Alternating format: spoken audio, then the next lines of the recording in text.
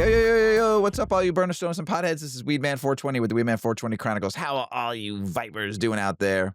Mrs. Weedman. Mr. Weedman. How the hell are you? Amazing. Hey, all you vipers out there in the world. Hopefully you're smoking some big fat doinks while you're listening to the show. Mrs. Weedman and I are about to get normal with some new flower that was given to me by a friend of mine from Dutchess Cannabis. This is Dutchess flower. It's called Milf and Cookies. Uh-huh. So a little description of this strain, and I'd like to thank my friend Ren, one of the buyers for Dutchess, and probably decision maker and a badass, just totally badass human being. So I'd like to thank Ren and the Dutchess team and Dutchess Flower for throwing this to the cause. So Milf and Cookies. Turn on the fireplace, put your feet up, and sink into this perfectly balanced cross of Skittles, with a Z, Skittles, and OG Kush. Crossing these strains provides a euphoric yet relaxing high that's perfect for winding down at the end of the day. With flavors of sweet, creamy Kush complemented by earthy and grassy aromas. You're in for a real treat, Mrs. Weedman. The lineage is Skittles and OG Kush. It's an indica-leaning hybrid, around 24%. The effects are euphoric, relaxing, uplifting. The terpenes are limonene, beta-carotene, and alpha-humulene. And that is Milf and Cookies by Dutchess Flower. And you can see the bag over there on our nice little smoke set over there. And check them out. You can get them at Dutchess Cannabis dispensaries. They're located in Linwood, Markham, Oak Park, and I believe North Riverside, and probably plenty more coming. They are a powerhouse, and I think they're also in Massachusetts too. So I'd like to thank Dutchess Cannabis for throwing to the cause for the sponsoring the show with some fine flower. Appreciate it. I'm ready to be elevated.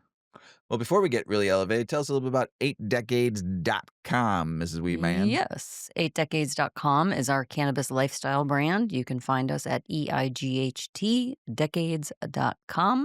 There you will find all of our goods that we have created, all of your accessories that should last a lifetime and look great doing a good job.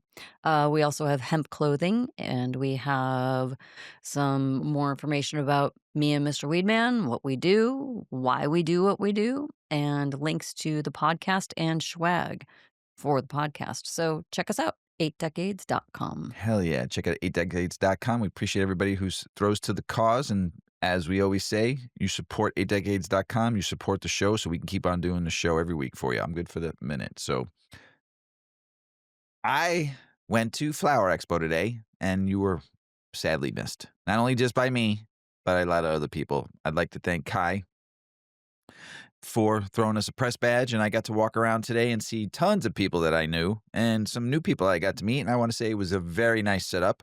It was over at the Garrity, I believe it's called, over on Hoyne on the south side of Chicago, and very nice venue.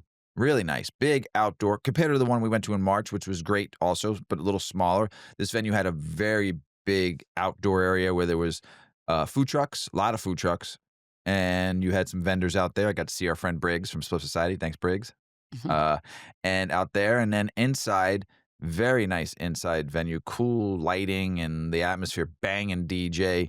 And there's all the booths that were there, all the vendors, all the cultivators and buyers and people in the industry. So Tuesday was that. It was more of a buyer, meet vendors, suppliers, and then you meet buyers walking around. So I got to see a lot of people that we knew from doing events with in the past. Some just a really cool atmosphere. And then on Wednesday will be the bud tender. I would call it the bud tender bash, because I'm sure there'll be 1,000 of them showing up, having a great old time. So, and have their day, which they deserve, because the bud tenders are the most important people in the industry, as I've always said. And but it was a very good event. I loved every second of it. It was nice. It was mellow. It was chill. A lot of smoking weed outside. A lot of good people. We got a lot of cool products too. We have now, for the next 4 episodes, we got a lot of different brands to try. Redemption Botanicals threw us some flower. Ms. Grass threw us some flower. I like to throw a shout out to Tyler Peppergreen from Kana. We're not going to be eating those during the show, but we'll eat them for nighttime. I appreciate you, Tyler. You're my man.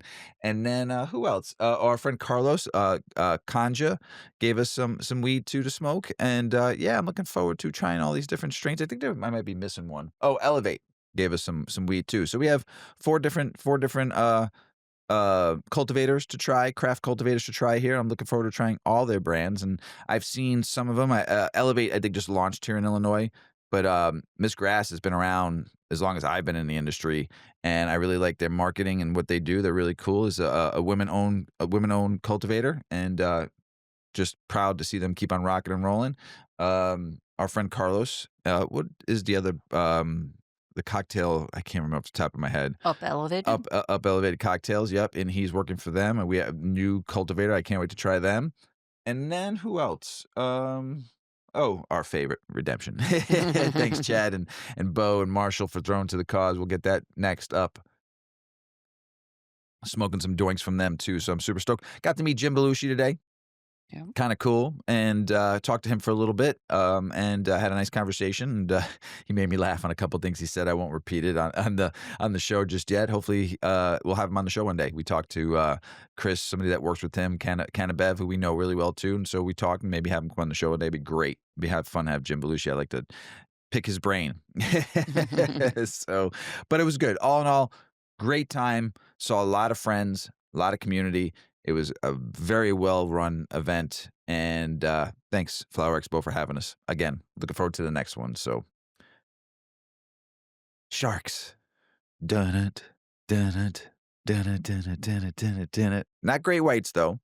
You ever look at a fucking hammerhead shark, and you're like, why the hell are they? Why is their Head face like a out to here hammer? and their eyes are All the like on way the out the end? side? Like, how do you live life like that or swim to the ocean like that? And so I Yeah, was. it's like you gotta turn your head this much to see. I can't see you, I can't see you. So, hammerhead sharks. I was just like wondering, why do hammerhead sharks? You ever wonder why they have the hammer and They why? whack with it Yeah, when they kind of. when they But attack. yeah, but there's some other things too. So hammerhead sharks look like a fish that had its face flattened by a cartoon mallet and decided to just roll with it. Yeah. They're freaks of nature. Haters might say, and don't be a hater on the hammerhead, but these marine marvels are actually masters of adaptation, equipped with bizarre yet brilliant features that make them somewhat of ocean's most efficient predators. Now, I've seen 12, 14, 15-foot hammerheads. I've been in Florida, there's tons of them. And so the hammerhead sharks are a group of shark comprised of numerous species. They come in all shapes and sizes. The largest species, hammerhead, average length around 13 feet, while the smallest, the bonehead shark, reaches about 5 feet. Despite their varying sizes, all of the species are defined by a relatively small mouth and, of course, their elongated hammer-like heads. Their hammer-shaped heads are known to give the sharks several advantages. First of all, it provides them with extremely wide range of vision. Mm. Out that way. Yeah. They're seeing They can't left see to it. right, Can they see north. a head? They're seeing left to right, not north to Like, south. you couldn't see if someone touched you on the nose. Uh, so first of all, it provides them an extremely wide range of vision, perfectly suited for hunting squid and stingrays in open waters. Hmm. In a study in 2009, that they found that two species of hammerhead sharks, the winghead shark and the scalloped hammerhead, had binocular fields of vision of 48 degrees and 34 degrees. Hmm. That's crazy. Respectively, this was significantly wider than the narrow-faced cousins, the lemon sharks and the black-nosed sharks, whose fields of vision are only about 15 degrees. Hmm. So it's easy to imagine how this wider visual range could give them the edge when it comes to hunting, evasion, survival in the danger-ridden ocean. So the electroception might also have something to do with the shark's peculiarly shaped skull. Many fish, including sharks, possess an organ called the ampullae of Lorenzini. Hey, yo, a Hey. network of jelly-filled sensory pores that detect faint electrical fields generated by prey and potential enemies. These organs are typically concentrated in the snout and around the eyes. So a broad and hammerhead-like head could allow for wider distribution of sensors, improving the shark's ability to pinpoint their hidden prey. Finally, the hammer shape may play the role in the shark's agility. Research has shown that the hammerhead does not provide lift like wings on an airplane. In fact, it adds a lot of drag, but the unusual structure allows the sharks to make sharp, jerky turns. The burst of maneuverability can give them a split-second edge when ambushing prey. Like you said. Hammerhead sharks might look strange, but they are not trailblazing pioneers with the head accessory. The hammerhead was evolved over time and again throughout the natural world, from hammerhead worms to extinct creatures like the Diplopteris. It's a clear example of convergent evolution, Mrs. Weedman, which shows how similar ecological pressures can lead to remarkable similar adaptations, even the lineage of animals that are very distinctly related. Hmm. So, if you ever wondered out there about hammerhead sharks and why their fucking head is out to here, a lot of different reasons, right? Mhm. You ever see one in the wild? No, but I saw one on my grandpa's wall. Oh, yeah, that's true. Yeah, that's true. They had, like a saw shark? Yep.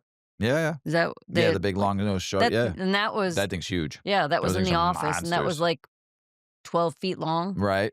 and then there was a stingray, and a sailfish, Sailfish was dope. and a hammerhead, And a bonefish. and a And a bonefish. tarpon. No Yeah, tarpon. tarpon. Yeah, your grandfather was a great fisherman. My grandpa liked to Yeah, he fish. was huge. And, I saw, But that the yes, I saw, like, close up. I yes, mean, it but I've was seen a actually small one, the bonehead ones, the real small ones you see in the flats. Oh, yeah? Yeah, I've seen one when I went Oh, flat fishing one time and when we lived in the Keys. hmm. I saw a small one. Yeah. I've seen small sharks Yeah, I've seen plenty of those. We had frequently. nurse Yeah. sharks under your pier. Yeah. We had plenty of those. Those were great. Mhm. They're friendly. Pretty. Mhm. So that's the hammerhead shark. Miss Weeman, The hammerhead. the Hammerhead. hammerhead. Hey, you Hammerhead. hammerhead. Hey, You ready to hammerhead. get the show started? I'm ready. Let's do this. I was sitting with a friend of mine having some lunch at one of my favorite places in Berwyn, Cigars and Stripes, and he, big cannabis user, has been forever, smoked many a joints with them, and but is in beer sales. And we were talking about the THC drinks, the rage right now, all the rage right now in THC drinks. He's like, oh man, it's just fucking crazy. He goes, I don't understand it. I don't understand the difference. I don't understand what hemp Delta 9 is. What is helped is Delta 9 THC, is THC Delta 9. What are all these other I said, you're a smoker. You've been smoking weed for a long time. This is all new to you because Mhm. all you did, you enjoyed weed. You just wanted good weed to smoke. Maybe you got a name, maybe you didn't. You didn't care about You probably didn't even know what THC percentage was when you first started smoking weed. You probably didn't know what a cannabinoid was or whatever. And he's like, "Yeah, I don't. I just love weed." I said, Mhm. "I know. I've seen you smoke every day." Mhm. And so I told him I would find some. We've talked about this plenty of times, but he's hasn't really listened to the show much, so this will help him understand what this is. And then your next article kind of goes into it a little Please. bit more. Mhm. So Mhm. it's a back-to-back article that I found from my friend Dank, and that is his name, Dank. And Mhm. hopefully I'll send him this episode and he listens and he learns a little bit. And hopefully you'll get this. Some of you, this is a refresh. Some of you might know all this. Some of you might just be listening to the show and going, man, I didn't fucking know any of that. So Mhm. hopefully this helps. Let's dive into a question that confused a lot of folks. What's the difference between cannabis, marijuana, and hemp? Let's roll it up. Cannabis equals the umbrella. First up, cannabis is the broadest term. Think of it of like saying fruit, meaning apples, bananas, grapes, all kinds of fruit. Cannabis covers hemp, marijuana, all the alike. Botanically, cannabis includes cannabis sativa, cannabis indica, cannabis rudialis, and many hybrids in between. Inside these plants, there are more than 100 cannabinoids. THC, the part that gets you high, CBD, the more chill therapeutic vibes, and the others. CBG, the mother, CBC, CBN, THCA, and many other more. Each cannabinoid has its own personality, its own effects.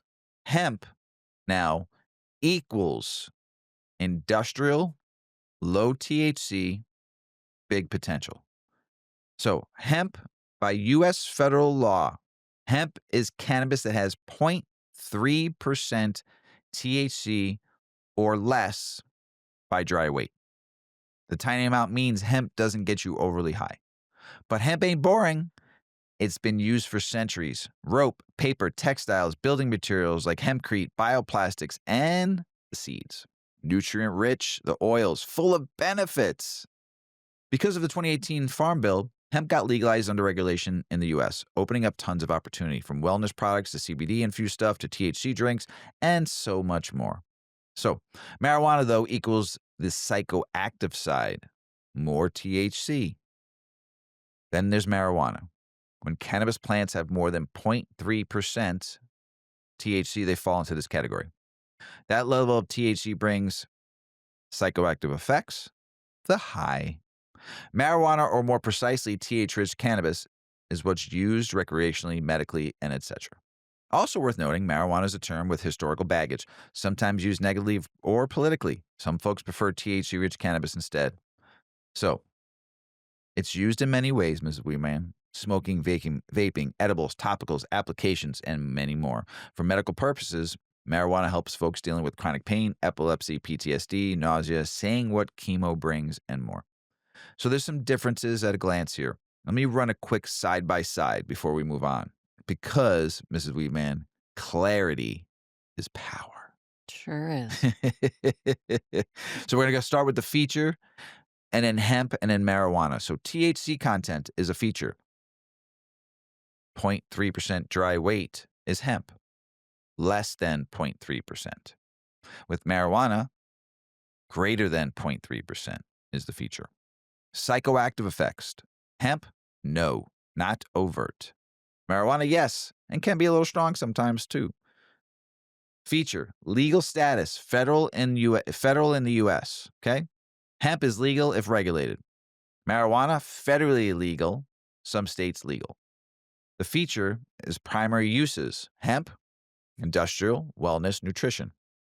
Marijuana, recreational, and medical. So, hemp, THC, THCA, and business development. We've seen a lot of business development over the years with hemp, Mm, right, Ms. Weedman? mhm. When hemp first launched in 2018, people were just using it for textiles and stuff like that. You were starting to see clothing and you were starting to see different things. Then all of a sudden we saw CBD. We started seeing CBD tinctures, CBD drinks, the CBD drink craze for a good 3 or 4 years strong, and then all the tinctures and all the different topicals, hair products, skincare, the works, right? And it was a good thing. People were making money on it. They took a plant that was basically banned for a very long time and figured out how they can use it to make profit, to make a Mhm. living off of, and to use it to give good products to Yeah. consumers like us, right? So I believe in business development, Mhm. not loopholes. Mhm. I believe in business development. There's no such thing as a loophole. Oh, yeah, there is. Mhm. I'm just kidding.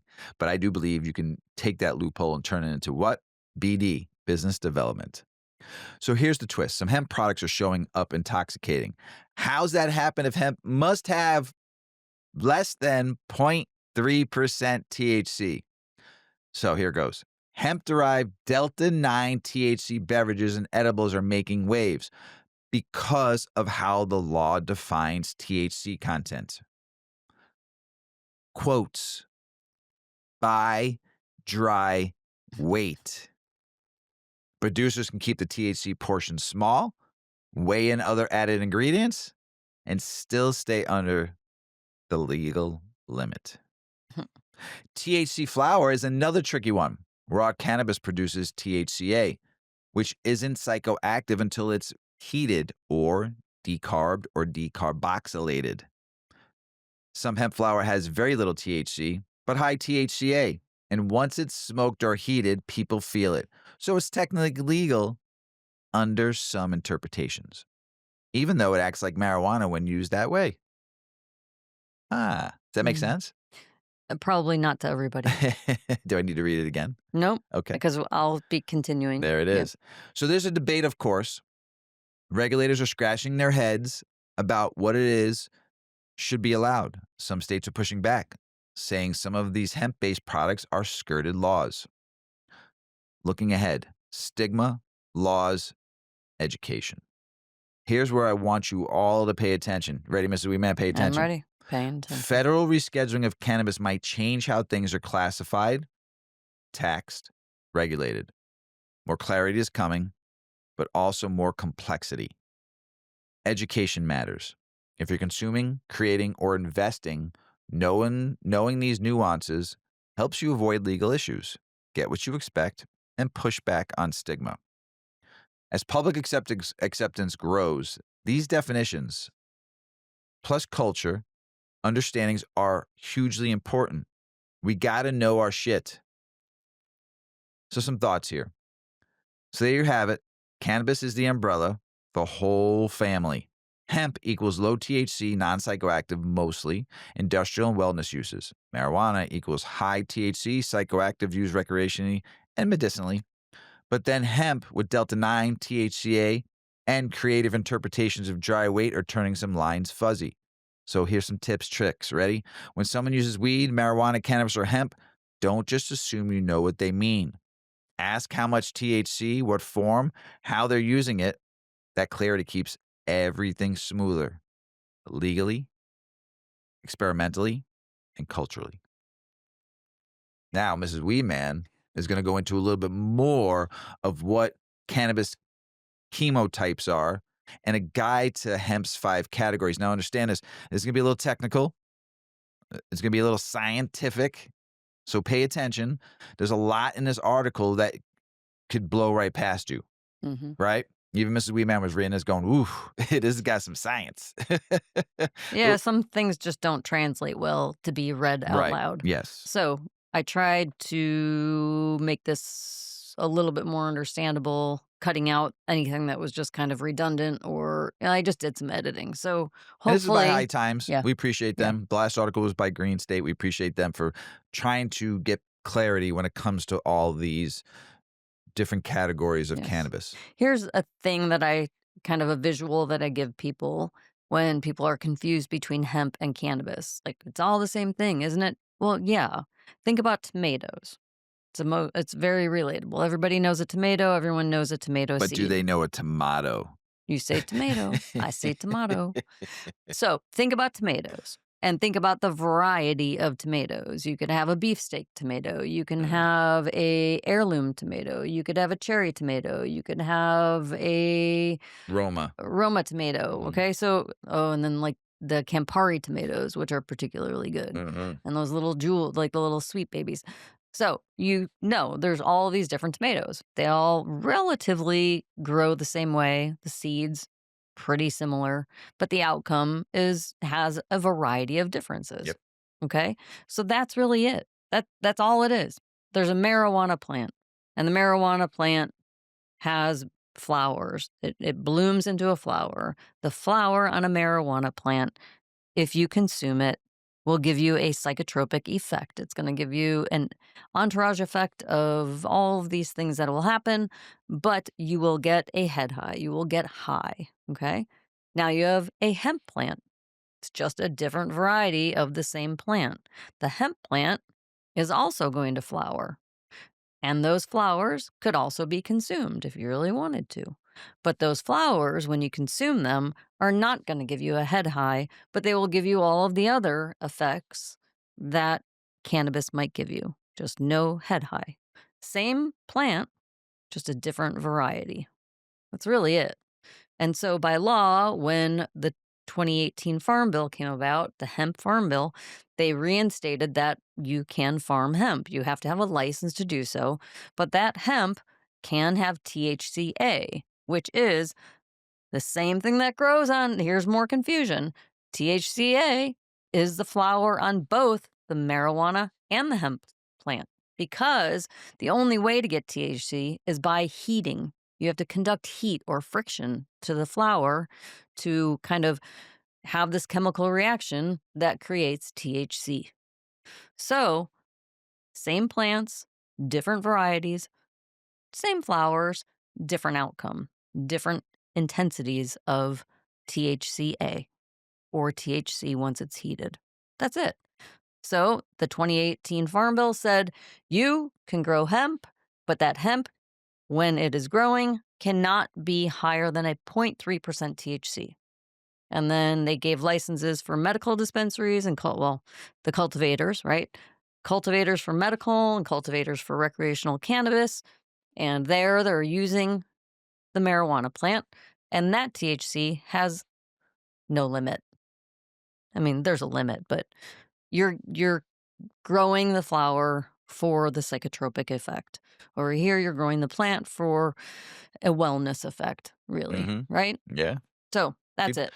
So now, moving on, we're going to talk about chemotypes. There are 5 different categories of hemp. Now, we're just talking about the hemp plant. So, the hemp plant with the lower level THCA that converts to THC once it's heated. Okay. I don't mean to be like oversimplifying or making it seem like I'm like teacher or It took you a Karening. very long It's time. very hard to explain, and I feel like I finally have put the pieces You've together to read make enough sense of artic it. we've read Yeah, enough articles in yeah. 6 years about this to where Mrs. Weedman now Well, it gets confusing because yeah? when people talk about it, they throw the words around so loosely, and then you talk about the delta 8, 9, 10, all the deltas, then that gets confusing too, okay? Mhm. We won't go there right now. No. We've talked about it plenty of times on the show. Yeah. So, right now we're talking about chemotypes from hemp. So, and again, I'm not trying to like act like I know so We're much. not experts. I'm not an We've said expert, it so many and I'm sure times. there's a bunch of people that could even correct what I've Yeah. said, but I hope that at a very simple, kind of general, basic level, that helps put an understanding out there for some people. Cool. Okay. Hemp is not what it used to be. Once dismissed as rope and rags, the hemp plant is now being redefined not just by its industrial potential, but by its cannabinoid chemistry. To truly understand hemp and how it fits into modern cannabis science, we need to talk about chemotypes. A chemotype refers to the plant's chemical profile, particularly the dominant cannabinoids it expresses. In cannabis, chemotypes are categorized into 5 primary groups. These classifications help breeders, scientists, and regulators differentiate between types of cannabis, including hemp, based on the ratio of cannabinoids like THC, CBD, and emerging compounds such as CBG. So let's start with THC versus THCA. Before exploring chemotypes, it's essential to understand the legal and biochemical distinction between THC and THCA. THC, also called delta 9 tetrahydrocannabinol, is the active intoxicating compound regulated under U.S. law. THCA, tetrahydrocannabinolic acid, is its acidic precursor. It is the non psychoactive native form, and it must be decarboxylated or heated to convert it into active THC. Under the 2018 Farm Bill, the legal definition of hemp is based on the delta 9 THC content alone, specifically being less than 0.3% THC by dry weight. The law does not currently restrict THCA, even though it converts to THC when smoked, vaporized, or heated. As a result, cultivars that express high levels of THC but remain under 0.3% delta 9 THC are considered federally compliant hemp under the 2018 Farm Bill, though enforcement and definitions vary by state. So this is what you're hearing, all these hemp debates that are going on in different states over the laws and legalities of selling hemp So products. much right now. That's where this is coming into play. Is it too much THC? Is it, what is it? So let's move on to the biochemistry of chemotypes. At the biochemical level, all cannabinoid diversity begins with cannabigerolic acid, or CBGA, The mother. the mother, often called the mother cannabinoid. CBGA is the central precursor molecule that can be transformed by different enzymes into 3 major acidic cannabinoids. THCA synthase converts CBGA into THCA. CBDA synthase converts CBGA into CBDA. And CBCA synthase converts CBGA into CBCA. Grab a pen and paper. I don't know. Or listen to it Or just twice. hear us just keep hitting 15 seconds, rewind 15 seconds. The dominance of one enzyme over the others determines whether a plant expresses itself as a chemotype 1 or THC dominant, chemotype 3 or CBD dominant, or something in between. Plants that carry inactive versions of these syntheses can preserve CBGA, creating chemotype number 4. Chemotype 5 plants, by contrast, have mutations or deletions that result in no cannabinoid synthase activity at all. Mm. This means that chemotype expression is not random. It follows Mendelian inheritance patterns, with key loci controlling whether a plant will produce THCA, CBDA, both, or neither. I have no idea what I'm talking about, just so you know. Modern breeding Modern breeding leverages this knowledge to deliberately fix chemotype outcomes, whether the goal is a compliant type 3 CBD hemp or an emerging type 4 CBG variety. So we've said on the show many a times, we're learning to help others learn. This is good for Mrs. Weedman because she's heard me talk about types before through the grow hour. And we've talked about this. This is pure science. This This is is pure going science. into where the plant is coming from. There's So, some people out there that really know what I'm oh, talking about, nerds, and straight up just they love this nerdy. Yeah. information. And I'm reading. yes, yes. And Maybe I'll figure it out And later. and this is for all of you to maybe replay and learn or research if you want to know more. But even if you listen to the first article and this article, You should be able to make some this sense. will help you understand when you're reading labels and you hear somebody talking about this. You just the basic knowledge of knowing what this plant is for your use Mhm. is amazing. Okay, so thank you, Ms. Yes. Weeman. Whew. Modern breeding leverages this knowledge to deliberately fix chemotype outcomes, whether the goal is a compliant. So basically, like you're talking about, like your hybrid, your sativa heavy, Yep, your indica heavy, which way it leans, if you've got like ratios of CBD, the type of THC. plant, right? So they're growing the plants to have these outcomes. They're not like taking a bud of one thing and a bud of another thing and shaking it up and saying, here's your hybrid mix. So it's like GMO processes with vegetables, Right. right? Hmm. Right? Okay. So maybe I do know a little bit. All right. Modern breeding leverages this knowledge to deliberately fix chemotype outcomes, whether the goal is a compliant type 3 CBD hemp or an emerging type 4 CBG variety. Many commercially grown cultivars fall within legal THC thresholds during much of their flowering cycle. For example, cultivars such as Original Z, when harvested early, typically between day 50 and 56 of flowering, often test under 0.3% THC, despite accumulating moderate to high levels of THCA. These early harvests mean meet federal hemp compliance. When consumed through combustion or vaporization, the THCA converts into active THC, producing intoxicating effects, yet the product legally remains as hemp at the point of sale. As testing protocols and enforcement evolve, it is important for both producers and consumers to understand what the lab reports are measuring and why acidic and neutral cannabinoids are treated differently under current regulatory definitions. On a side note, through degradation from oxidation over time, THC can slowly convert to delta 9 THC. This creates challenges for enforcement, since a flower that initially tests compliant under the 0.3% limit may later contain higher levels of THC after storage. What is harvested and tested as legal hemp can, with time, drift above the legal threshold during storage, creating regulatory challenges without deliberate manipulation by growers or consumers. So, now you've got a little background. Now let's dig into these 5 different chemotypes of cannabis, starting with chemotype 1, which is THC dominant. Common use is adult use or recreational varieties.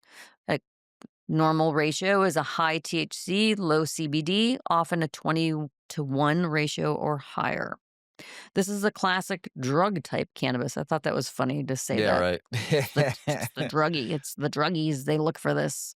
Cultivars like OG Kush. I guess I'm a druggie. OG Kush, Gelato, Original Z, Lemon Tree, Haze, Skunk One, Sour Diesel, and Blue Dream are examples of plants bred for high THC content with very little CBD. These cultivars remain the backbone of much of modern recreational cannabis culture and set the foundation for today's hybridization practices. Chemotype 2 is a bit more balanced with a THC to CBD ratio. Common use is medical applications, and the ratio is roughly 1-to-1. And remember, CBD counteracts the psychoactive effects of THC, so it is a really nice, balanced is really great for working and using during the day. These balanced chemotypes are therapeutically versatile and favored by patients seeking the entourage effect. Cultivars like Pennywise, Catatonic, and Stephen Hawking Kush exemplify this category. These plants typically contain both THC and CBD in relatively equal amounts, offering psychoactivity tempered by non intoxicating effects. Chemotype 3 is CBD dominant. Common use is hemp, wellness products, and low THC flower. The ratio is generally a high CBD, low THC, under 0.3% THC by dry weight. This is hemp as defined by U.S. federal law. These cultivars are bred to express high levels of cannabidiol with minimal THC. Type 3 cultivars are the workhorses of the hemp wellness boom. Foundational examples like Charlotte's Web, ACDC, and cherry wine help establish this category and fueled the explosion of CBD rich products in the marketplace. Moving on to chemotype number 4, CBG dominant. This is a newer one for many. Common uses are emerging medicinal categories. The ratio is negligible THC and CBD and high CBG. So CBG is also cannabigerol. It's also the mother cannabinoid. Yep. I just found out today at Flower Expo. Hmm. I was talking to someone that works in the industry, and she was talking about how much she loves just CBG Okay. because has very high menopause, like crazy. Mm-hmm. And she said the only thing that works is straight CBG. CBG Huh. or high edibles with CBG in it or flower, but she looks for now just CBD tinctures. Wow. Wow. And she said her uh, sweats have basically gone away. Oh, All of her digestive issues and all of her mind issues, yeah. inflammation issues, out the Out door the door. because of taking I need some straight CBG. CBG. Yep. Yeah.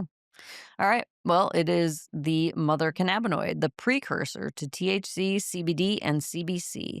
Type 4 chemotypes result from selective breeding to prevent the conversion of CBG into downstream cannabinoids, leaving it as the dominant compound. One standout cultivar is the white CBG by Oregon CBD, a stable, high CBG variety with ultra low THC content. These plants often test below 0.1% THC and are increasingly favored for minor cannabinoid extraction. And finally, we have chemotype 5, null cannabinoid. Common use is your industrial hemp for fiber, grain, and biomass, and it has undetectable cannabinoids. It is just the raw plant void of any beneficial anything. It's just good material. These are hemp plants grown purely for stalk, seed, or herd. They produce virtually no cannabinoids and are used in textiles, building materials, and food production. With zero cannabinoid expression, these plants are ideal for jurisdictions that impose strict zero tolerance THC laws.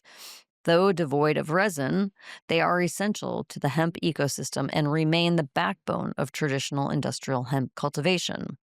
Now, let's talk about minor cannabinoids and the varins. While CBD, THC, and CBG dominate the chemotype framework, a number of minor cannabinoids are reshaping the scientific and commercial conversation around hemp. These include the varin family molecules. You may have heard of this one, THCV, tetrahydrocannabivarin, cannabivarin, There you go. cannabivarin, found most abundantly in African landrace cultivars such as Durban poison. At low doses, THCV acts as a CB1 receptor antagonist, potentially reducing appetite. At higher doses, it partially mimics THC, showing promise in glycemic control and neuroprotection.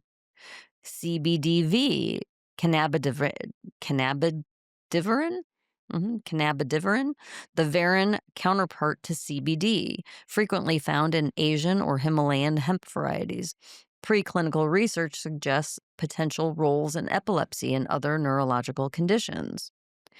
And we have CBGV, cannabigeravarin, There you go. CBGV. A rarer analog occasionally found in type 4 plants. This pharmacology is not yet well understood, but is expected to parallel that of CBG with unique metabolic nuances.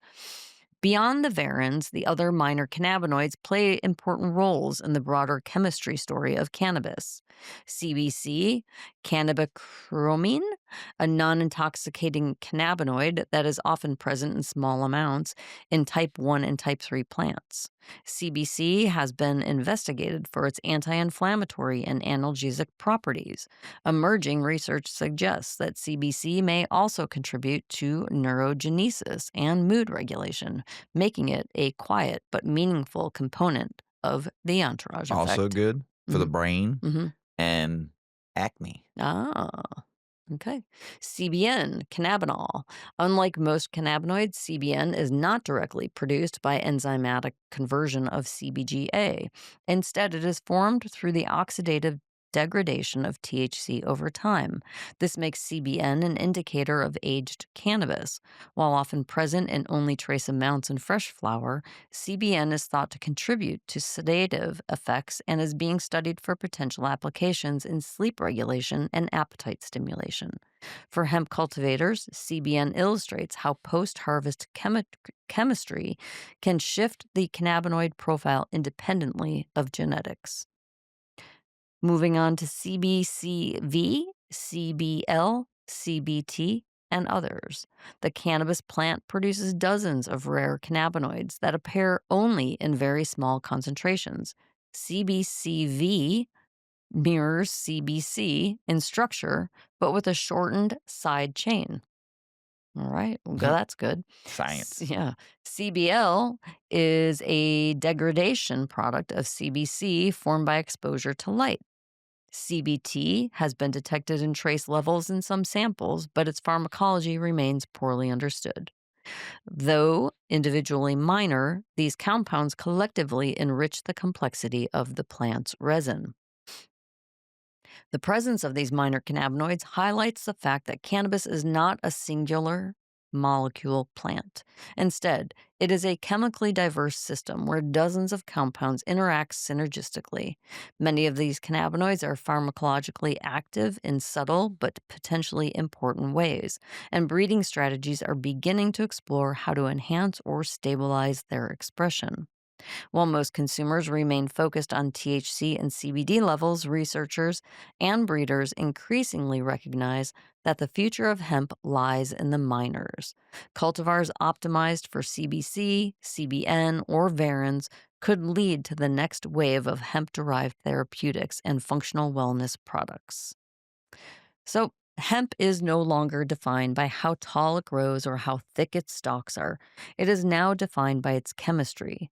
The chemotype classification system provides a foundational framework for organizing cannabis diversity and understanding its future. Whether you're extracting high CBD oil from cherry wine or formulating varin rich tinctures from exotic hybrids, the path to progress starts with knowing what is in your plant. Today's hemp can produce a powerful experience. As laws evolve, breeders will continue working at the intersection of science, compliance, and consumer demand to redefine what hemp can be.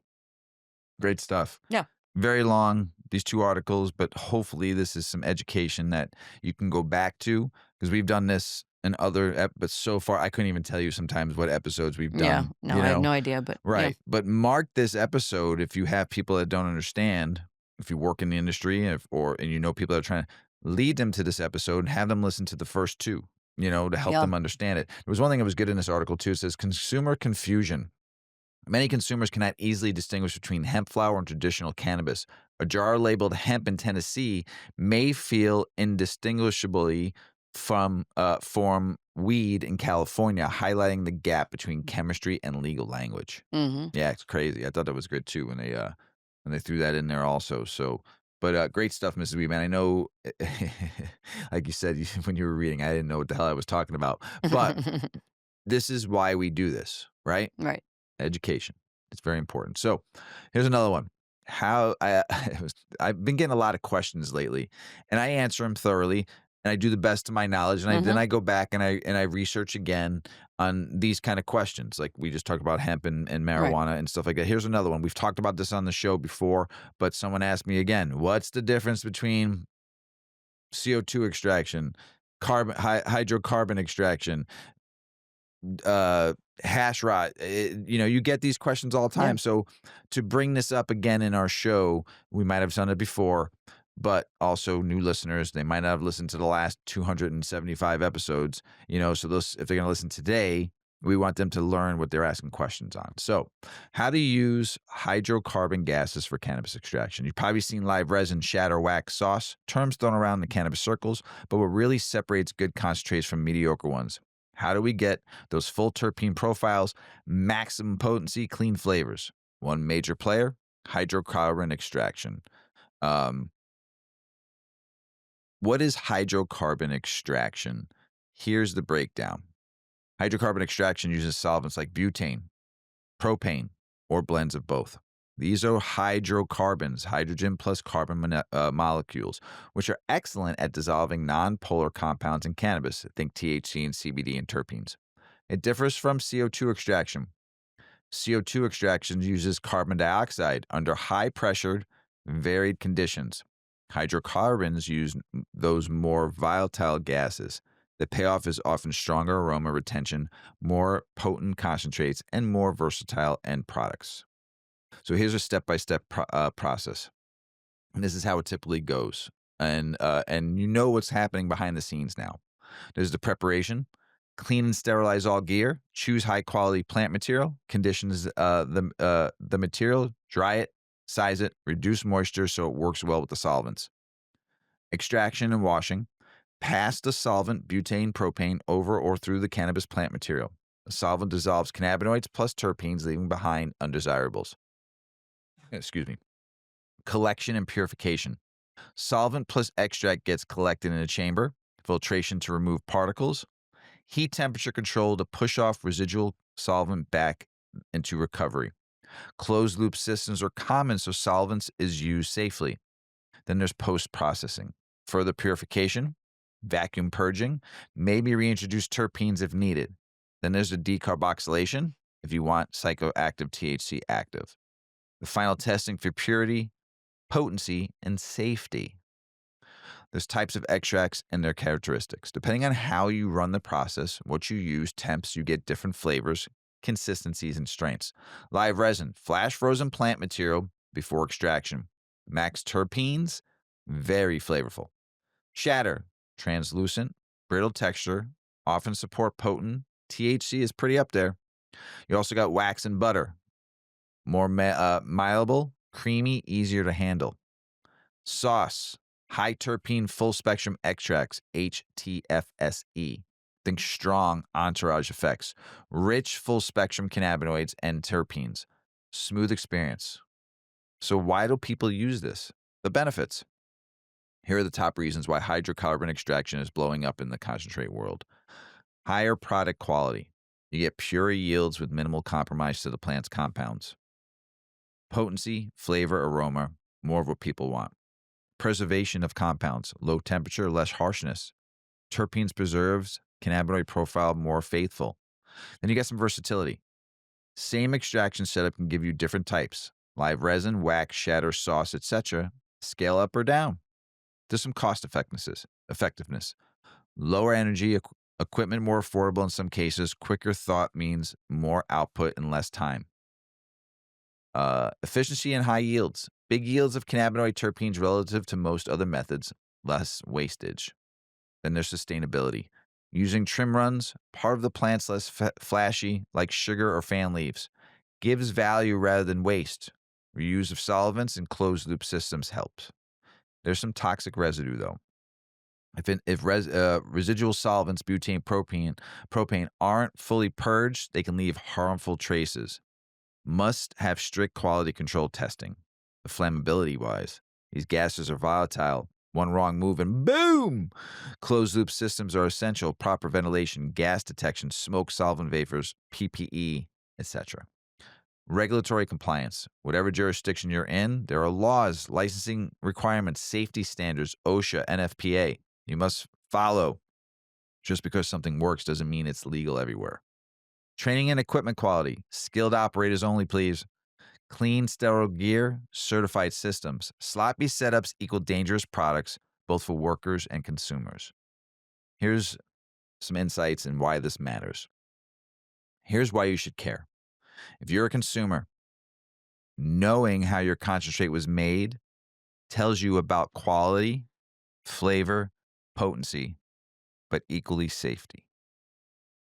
If you're in production or thinking about it, extraction methods choice affects your product lineup, cost, regulatory risk. The market is pushing for more transparency. People want to know what was used, how it was processed, and whether it was clean. Ultimately, extraction methods like this can shape the experience. How you feel, how pure or harsh it tastes. I've talked about this on the show multiple times of why I don't do propane or butane or any hydrocarbon until Wolfman changed my mind. And he's taught hash lessons and on our show on the Grow Hour. And I always taste the butane. And his was the first I didn't taste the butane. Mhm. It was amazing, and he swears by it because of the flavor. And we had Nick on too from early on in the grower, and him and I had an argument after the show between fresh press versus butane, and he swore by his. I'm like, I don't believe it because everything I taste, I can't stand. And but Wolfman changed my mind. So here's the final wrap it up. Hydrocarbon extraction is powerful. It gives us great flavor and aroma, high potency yield, versatile outputs, resin, shatter, wax, etc. But it's not get rich quick or do anything method. You got to respect it. Follow safety, invest in proper equipment, test everything, and stay legal. If you're smoking shatter or dabbing sauce, think about what went into it, not just for the hit, but for your health and your vibe. Hope that helped and understand how and why hydrocarbon extraction. Keep your knowledge sharp, stay elevated, and have fun exploring, Mrs. Weedman. That's right. All right. It's been going on for like a week now about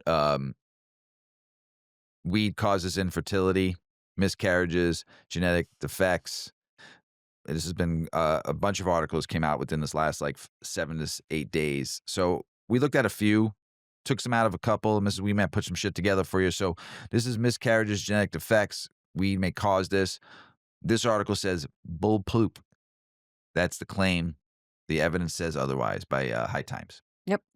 A new paper in Nature Communications looked at THC around eggs during IVF treatment and saw a small dip in the share of embryos that look chromosomally normal in the lab.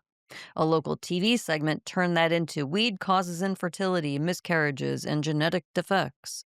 But that's not actually what the study showed.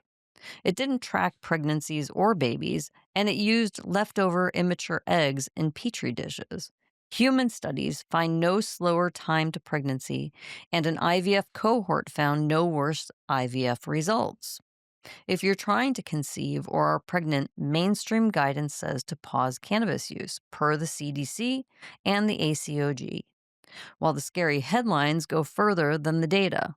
The new paper actually found that clinical records at one IVF center showed that they checked the fluid around eggs for THC leftovers. A small group tested positive. Those patients had a slightly lower rate of embryos that look chromosomally normal at 60% versus 67. But that's a lab checkpoint, not a pregnancy. The dish experiments on leftover immature eggs. They put unused, not fully mature eggs in dishes with THC and watched. Some lab signals moved in a worrying direction, like more eggs with the wrong number of chromosomes. Okay. And bottom line, this shows a possible lab signal, not proof that cannabis users struggle to get pregnant or have more miscarriages. The TV segment said infertility, miscarriages, genetic defects, while the paper didn't measure any of those. It measured proxies in a lab, like how embryos look under a microscope. Proxies can be useful, but they don't equal real world outcomes. The fine print from the paper itself, on the other hand, found only a small slice of IVF patients tested THC positive. The percentage of embryos that looked chromosomally normal dipped slightly, The numbers were not solid enough to rule out chance, and they didn't measure dosing, time, or type of cannabis, pregnancy, miscarriage, or live birth results. The authors note University of Toronto fellowship support and funding from the Create Fertility Center. That isn't big pharma, but it is a fertility clinic. So there can be an incentive to counsel toward caution and additional testing. The authors report no competing interests. Either way, replication by independent teams is how we find truth. The remaining evidence says that a large number of pre pregnancy studies found no slower time to pregnancy for cannabis users. A real world cohort found no worse IVF outcomes with cannabis use. Some studies raise concerns like low birth weight, but many rely on self reporting and get tangled up with tobacco, alcohol, stress, and other confounders. Bottom line, the report doesn't prove cannabis causes infertility. It doesn't show higher miscarriage rates. It doesn't show birth defects in babies. And it doesn't report live births or take home baby rates. However, it raises a biological question that bigger and better studies need to answer. People don't equal petri dishes. Lab results can hint at risk, but real life is messier. Proxies versus outcomes. Lab grades of embryos aren't the same as pregnancies and babies. Confounders are everywhere. THC positive patients may differ in sleep, stress, tobacco, alcohol, body mass index, and timing. Funding doesn't make research wrong, but it can shape what gets studied and how it's framed. What would actually be better? Big, multi center, pre registered human studies that measure how much, how often, and how people use. Tracking what matters, like pregnancies, miscarriages, live birth, newborn health, not just embryo grades. And use of lab stuff like genes, spindles, and chromosome checks as secondary clues and not headlines. And work with independent teams, not only clinic funded groups. So, if you're in an IVF cycle or pregnant, best practice is to pause your cannabis use until post-pregnancy and breastfeeding. If you're trying to conceive, current human data shows no slower time to pregnancy and no worse IVF outcomes while consuming. But being cautious around key windows like stimulation, retrieval, and transfer would be good. So, best of luck, I'm sorry. I know that, for many, this is a really challenging journey, and maybe cannabis can get you through part of it, and there may be part of it where you choose not to consume. There you But go. studies haven't really proved one way or the other if it's No, good or bad. no. We need some legit, real research. Yeah. Here's something interesting. Smoking marijuana with the water bong doesn't effectively filter compounds from smoke, studies suggest. Hmm. I'm coming at you with something that might rattle a few bongs out there. This article talks about does filtering weed smoke through water, aka using a bong, actually reduce harmful compounds, or is it just good vibes and smooth hits? Let's unpack a new study that says maybe the filter isn't doing as much as people think. What the study did. Researchers from the University of Wisconsin-Madison and collaborators in Thailand got curious. They went to test whether the water in the bong actually filters out certain harmful compounds in marijuana smoke. So they took 3 popular cannabis strains, bubblegum, silver haze, and hangover OG. They smoked them 2 ways, through a joint, through a bong. Smoke passes through water, joint passes through a filter if you have one or if you filterless. Then they use gas chromatography, mass spectrometry, to analyze the smoke. This tool can detect and identify many airborne compounds by molecular weight, small to mid-sized stuff. They found, and here's where it gets interesting, smoke combustion nearly identical for both methods when looking at compounds within the detection range of the instrument. That means a lot of chemicals. The ones measurable between 5 and 350 grams per mole showed up in similar amounts whether you used a joint or a bong. Bong water didn't completely remove any of them.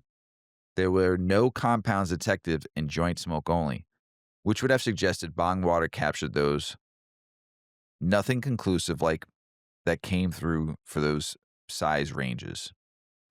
One of the compounds that noted was B-cis-carotene, showing up consistently in high quantities. It's not just about what harms you. Some compounds may have beneficial effects, anti-inflammatory, antioxidant, etc. Caveats, risk, and what the study didn't cover. As always, nothing's perfect. Here are what the researchers pointed out. This GCMS setup can't detect larger particles, aerosols, metals, etc. Things water might catch, but we're outside of the detachable range. So just because it didn't filter small molecules doesn't mean it doesn't filter some big stuff. Smoke losses during collection, sample size, methodology constraints. All of those usually suspects in scientific studies. That means results are suggestive, not final. Also, the paper was preprint on bioRxiv. That means not peer-reviewed yet. And there's an update stating it was withdrawn temporarily due to some bureaucratic conflict related to where the research was performed. So take it with a grain of salt. Not wrong, but not settled. What this means for you. Here's where we bring it home, all right? Based on this, here's how I see it. If you're using a bong because you believe it significantly detoxifies the smoke or makes it all less harmful stuff go away, might want to recalibrate expectations. It doesn't seem to totally filter out the small, mid-sized compounds we usually think of when we're talking about smoke risk. That said, bongs might still have value in filtering out large particles of aerosols, which this study couldn't measure. Could be less throat irritation, maybe less particle matter. The jury's still out. I love a good bong rip. I like putting ice. Oh, I totally. like putting ice in, and you take that, with the cold water, and it just, you don't burn So your throat. It's smooth. a smooth, nice, clean exhale. And then Ah. all the pain goes away. It's the truth. Yep. Um, That said, bongs might still have value in filtering out particles, aerosols that can be measured. Could be less irritation, maybe less particulate matter. Jury's still out. Also, the flavor, the smoothness. Bongs change the experience. Even if chemically many compounds persist, there's comfort, ritual, smooth draw, cooling, etc. Those qualities are real and count. Knowledge is power. If you're trying to reduce risk, maybe consider alternate consumption methods, vapes, edibles, etc., or ensure your veggies are dry, clean, and combustion is as clean as possible. Some thoughts. So here's my headline. Bong water doesn't seem to be the chemical filter we thought it was, at least not for the smaller compounds they tested. But it might help in other ways we can't yet measure. It's not useless, just not full protection some people believed. If you love your bong, you sleep with your bong, you clean it, you love it, you talk to it. Oh, Billy, Billy, Billy, Billy, Billy, I love you, Billy, Billy, Billy, Billy. Do I need to know something? You got a bong named Billy, and you love it? Billy Bong. I love my bong. Billabong. An old Caddyshack reference, Mrs. Weedman, when he's talking to his putter. Oh, Billy Baroo. Get me the old Billy Baroo, Mrs. Weedman, off the shelf. Why do men have the capability to Oh, Billy, Billy, Billy. why does your Billy, brain Billy, get Billy. to save stuff like that? Billy, Billy, Billy, Billy, Billy.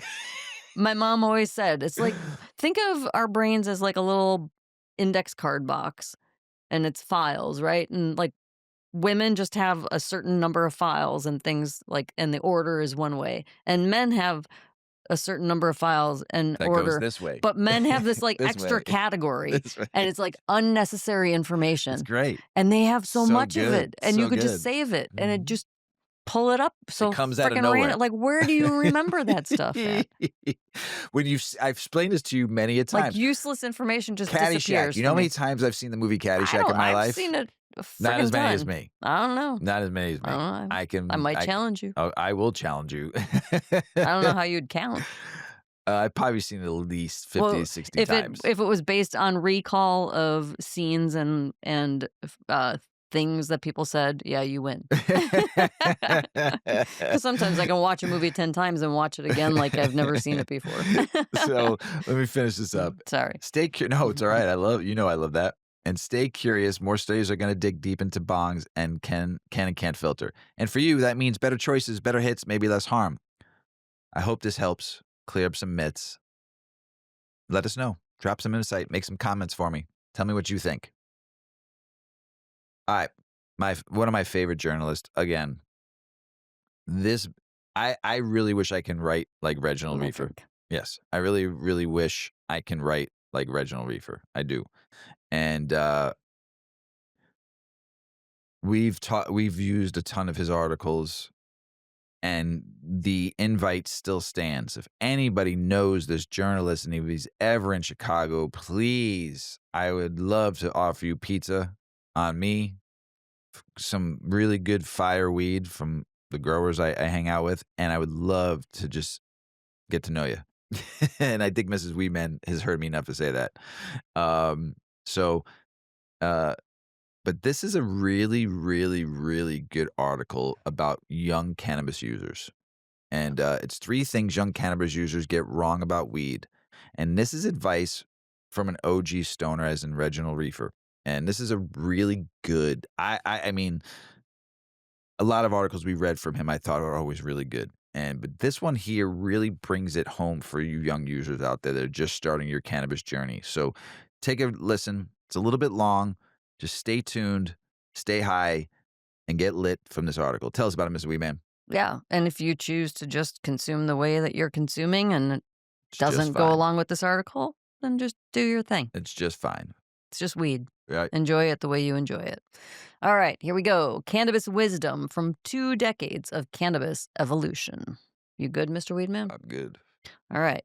After over 20 years of cannabis consumption, I've watched my relationship with the plant evolve through multiple phases, from teenage rebellion to creative catalyst to sophisticated tool for consciousness exploration. Looking back at my early stoner days and observing today's young cannabis enthusiasts, I recognize patterns of misunderstanding that can limit the plant's potential and create unnecessary complications in people's relationships with marijuana. The fundamental error most young stoners make is treating cannabis as a destination rather than a vehicle. They worship the plant instead of using it as a tool. They build their identity around being a stoner rather than integrating cannabis into a broader life purpose. Most critically, they mistake getting high for personal growth, confusing cannabis consumption with consciousness development. This isn't about judging young people's cannabis use or promoting abstinence. It's about sharing hard earned wisdom that could help new users develop healthier, more sustainable relationships with marijuana from the beginning. Cannabis is an incredible ally when used skillfully, but it can become a limiting factor when approached without understanding, respect, or intentionality. The difference between amateur and experienced cannabis use isn't about tolerance levels or exotic strains. It's about understanding cannabis as one tool among many other uh, than many rather than yeah, I'm glad I smoked again. It's about understanding cannabis as one tool among many rather than the central organizing principle of your existence. Young stoners often need to learn this through experience, but perhaps some guidance can accelerate the wisdom acquisition process. So, he's going to go through his phases of consumption. The early days, cannabis as identity and escape. When I started smoking over 2 decades ago, cannabis culture was different. We'd smoke all day, every day, listening to Sublime, skating everywhere, using weed as a medium to explore creativity and adventure. Cannabis was about getting high and having fun, hanging out with friends, doing creative projects, embarking on spontaneous adventures fueled by marijuana, enhanced curiosity, and social connection. That sounds great. Mhm. There was something pure about that approach in pre-smartphone era. You must be like our age, when cannabis sessions created genuine face-to-face community rather than isolated consumption while scrolling through digital distractions. We used weed to enhance real-world experiences rather than escape from them into virtual realities. But even then, many of us made the classic young stoner mistake of organizing our identity, our entire identity, around cannabis consumption. Being a stoner became our primary self definition, rather than being an artist, athlete, student, or entrepreneur who happened to use cannabis. The plant went from enhancing our interests to replacing them entirely. Young stoners today often fall into similar identity traps, but with added complications from social media culture that encourages performance of cannabis consumption rather than authentic exploration. They document their smoking sessions for likes and validation rather than using cannabis for genuine personal development or creative expression. The wake and bake lifestyle that many young enthusiasts embrace might seem like cannabis freedom, but it often becomes cannabis prison, a routine that eliminates the special relationship with altered consciousness that makes cannabis valuable in the first place. When you're always high, you're never really high, and the plant becomes background noise rather than a consciousness shifting ally. This constant consumption approach also prevents young users from developing the natural rhythm of cannabis use that experienced smokers eventually discover. The cycle of consumption, integration, reflection, and conscious re engagement that maximizes the plant's benefits while minimizing tolerance and dependence issues. Next phase, the evolution from recreation to tool. As my relationship with cannabis matured over the years, fundamental shifts occurred in how I approached consumption. Cannabis transformed from a recreational activity into a sophisticated tool for specific purposes: creativity enhancement, stress management, consciousness exploration, social lubrication, and spiritual practice. The most significant change was developing selectivity about when, where, why, and what I consumed.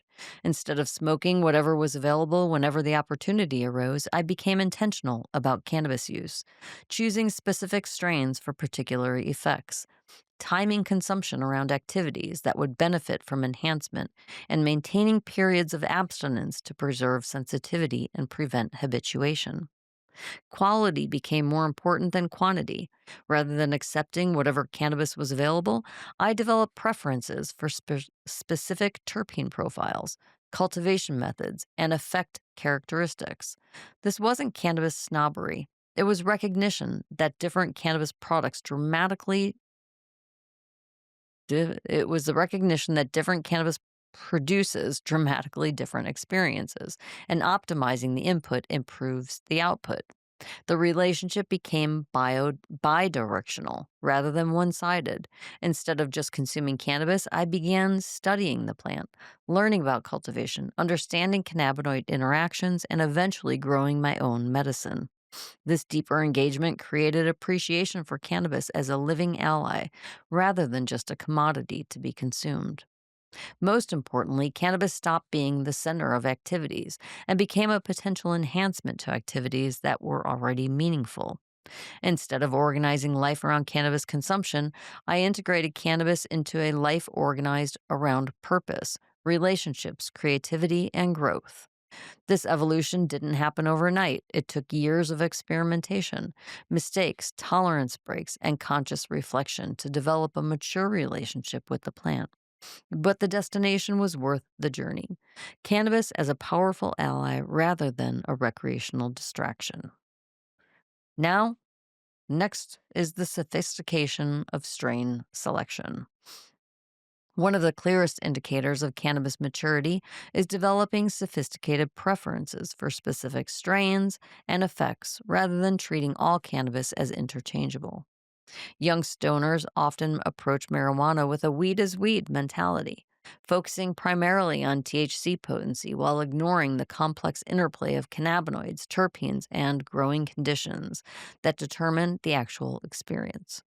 Experienced users learn to read their bodies and minds to understand how different cannabis affects their particular physiology and psychology. Some strains enhance creativity, while others promote relaxation.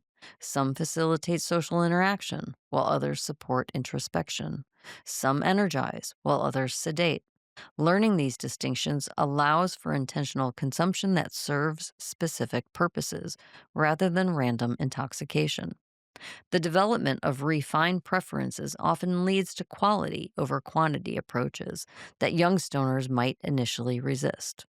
I'd rather not smoke than consume subpar cannabis that doesn't serve my intentions or meet my standards. It isn't elitism, it's recognition that cannabis consumption should enhance life rather than just providing temporary escape from it. This sophistication naturally leads many experienced users toward cultivation, either growing their own plants or developing relationships with growers who share their commitment to quality and intentionality. When you understand what good cannabis can do, you become motivated to ensure access to good cannabis rather than settling for whatever is available in commercial markets. The journey from any weed will do to I want specific effects from particular strains grown in certain ways represents maturation in cannabis relationships that young users can accelerate by paying attention to how different cannabis affects them, rather than just seeking maximum intoxication. And then he moves on to using cannabis as a tool, not a master. The most crucial lesson experienced cannabis users learn is treating the plant as a tool rather than a master. Cannabis serves human purposes rather than humans serving cannabis consumption. This represents a fundamental shift in relationship that determines whether cannabis enhances life or becomes a limiting factor. When cannabis functions as a tool, consumption becomes intentional rather than habitual. You use cannabis to achieve specific outcomes, enhanced creativity for artists, projects, relaxation after stressful periods, social lubrication for gatherings, consciousness exploration for personal growth.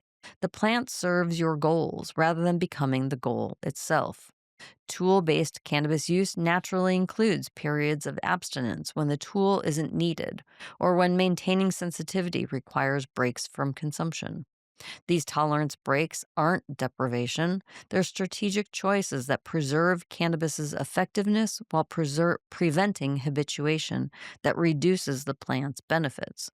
Young stoners often resist the idea of cannabis breaks because they've organized their social lives and daily routines around consumption. But experienced users understand that occasional abstinence enhances the cannabis experience while providing opportunities to pursue activities that don't benefit from altered consciousness. The tool relationship also includes willingness to modify consumption patterns based on life circumstances, goals, and responsibilities. Sometimes more cannabis serves your purposes, sometimes less, and sometimes none at all. Flexibility in the relationship indicates maturity rather than rigidity that sacrifices life goals for consumption preferences. Most importantly, the tool perspective maintains cannabis as one resource among many rather than the primary resource for managing consciousness, stress, creativity, or social interaction. Experienced users develop multiple tools for consciousness work, like meditation, exercise, breath work, therapy, education, with cannabis serving as one valuable option rather than the only option. And he passes on his wisdom of integration. Perhaps the most sophisticated aspect of mature cannabis use involves integration, the process of translating insights and experiences from altered states into improvements in ordinary consciousness and daily life. Young stoners often treat cannabis sessions as separate from real life rather than opportunities for growth that can enhance all aspects of existence. Integration requires conscious reflection on cannabis experiences rather than just enjoying them and moving on. What insights emerged during your session? What patterns became visible? What creative ideas arose? What emotional material surfaced? Taking time to process and apply these discoveries transforms cannabis from entertainment into education. The integration process also includes developing practices that maintain access to cannabis inspired insights during sober periods.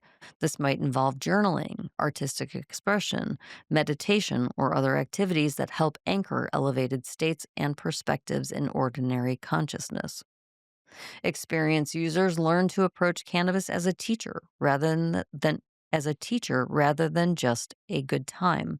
They ask questions during sessions, paying attention to the plant's effects on their consciousness, and treat altered states as opportunities for learning rather than just feeling good. This teacher relationship creates accountability in cannabis use that prevents many of the problems young stoners encounter. Whether you're learning from the plant rather than just using it, consumption naturally becomes more intentional, moderate, and integrated with personal development goals. So, the bottom line, respect the plant, but live your life. After 2 decades of cannabis evolution, the most important lesson I can share with a young stoner is cannabis is an incredible ally when treated with respect and used skillfully, but it becomes a limiting factor when worshipped or used unconsciously. Remember that the goal isn't to become a better stoner, it's to become a better human who happens to use cannabis wisely. The plant can teach you about consciousness, creativity, empathy, and presence, but only if you approach it as a student rather than just a consumer. Cannabis has been my ally for over 20 years because I learned to use it as a tool rather than worshiping it as a master. Respect the plant, but live your life. Cannabis is awesome, just don't worship it. That was a banger. Yeah, That was a good. banger. Mhm.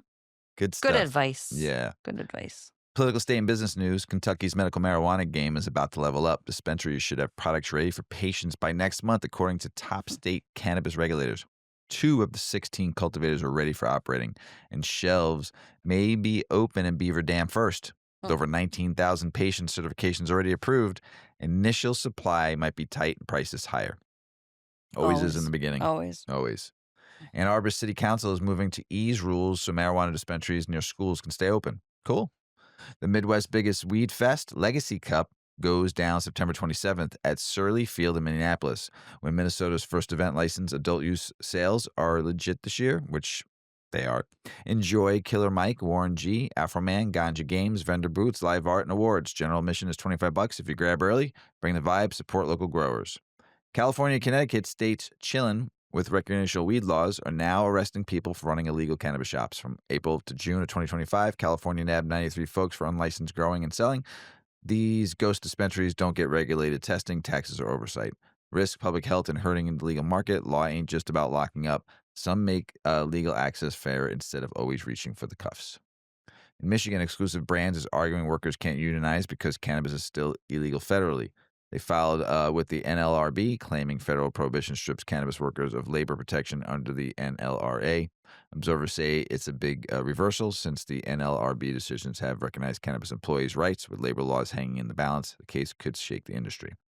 Oklahoma's medical marijuana biz caught up with foreign nationals, many Chinese using fraud and straw owners to dodge residency rules. Law enforcement say 45 folks have already been arrested for immigration violations tied to illegal grows.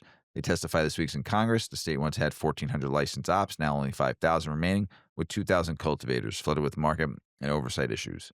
If cannabis reform wants to win, the spotlight's got to stay on the medical cannabis, not just tax cuts or banking loopholes. Putting patients first, build more weight, bipartisan support, and policy momentum. Reform lost direction chasing financial perks. If patients who are carrying this fight, without them, reform loses its compass. Let's get real. Let's get medicine. Let's get that win.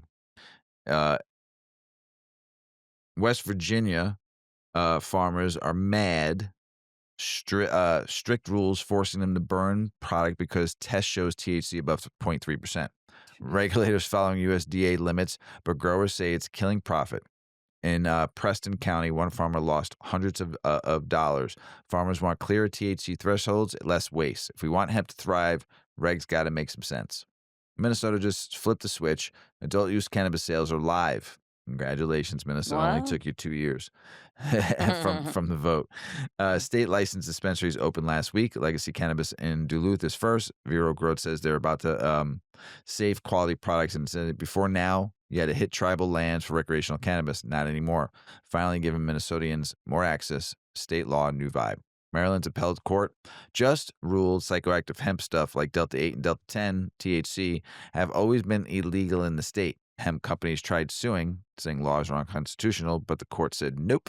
Regulations banning those were legit. So if you're selling or buying those hemp-derived buzz products in Maryland, heads up, they ain't legal. Alabama's got a hearing underway.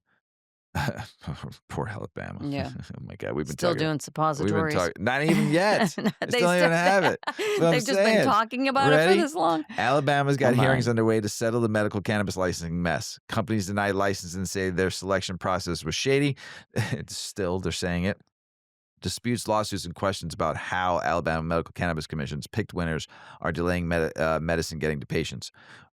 Their butts. Regulators are under pressure to fix that fast. What?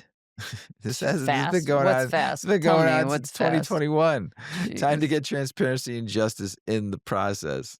I feel bad for you, Time. Alabama. Roll Tide. Ohio's cannabis market just crossed $3 billion in total legal sales, combining medical since 2019 and recreational since August of 2024. Damn. Medical sales are leading the pack with 2.2 billion, while recreation sits around 785 million. Average price per gram about $6.55. Registered patients almost 460,000. Dispensaries open 165. States got is lit right now, and the growth is real.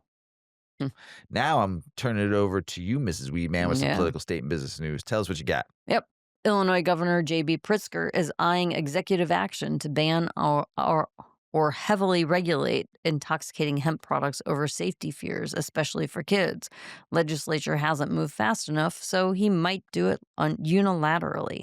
Industry insiders are split: protect consumers or risk hurting hemp businesses. So stay tuned. This can shape Illinois' bud scene big time. The bud scene. In the first 2 months of Virginia's new seed to sale tracking system via Metric, we're seeing serious data. 17,786 plants harvested, nearly 30 million in medical cannabis sales, and over 256,000 transactions. Flower dominates with 47%, concentrates at 32, edibles at 15, shake and trim at 5%. Transparency's up, patients and regulators both win. Senator Tom Tillis from North Carolina says Congress has got to step up, regulate marijuana, explore its efficacy for PTSD and pain, and get serious about rules around potency. He argues federal policy is lagging while states legalize and chaos grows. Will Tillis push a framework that treats cannabis more like alcohol or tobacco? We'll see. Edibles brands just went full THC with edibles.com, shipping hemp derived THC products in 30 states after a successful pilot in Texas. Same day delivery is live in Atlanta, Austin, Charlotte, Miami, and Nashville. Wellness vibes with compliance. This market is expanding fast. Rand Paul from Kentucky is sounding the alarm, saying hemp could be banned in the next 2 weeks as the debate has swung hard on the prohibitionist side. Lawmakers may rewrite the 2018 Farm Bill rules so any amount of THC in hemp is illegal. Paul wants rules to focus on consumables, not the plant, to protect farmers and avoid killing the industry. Wow.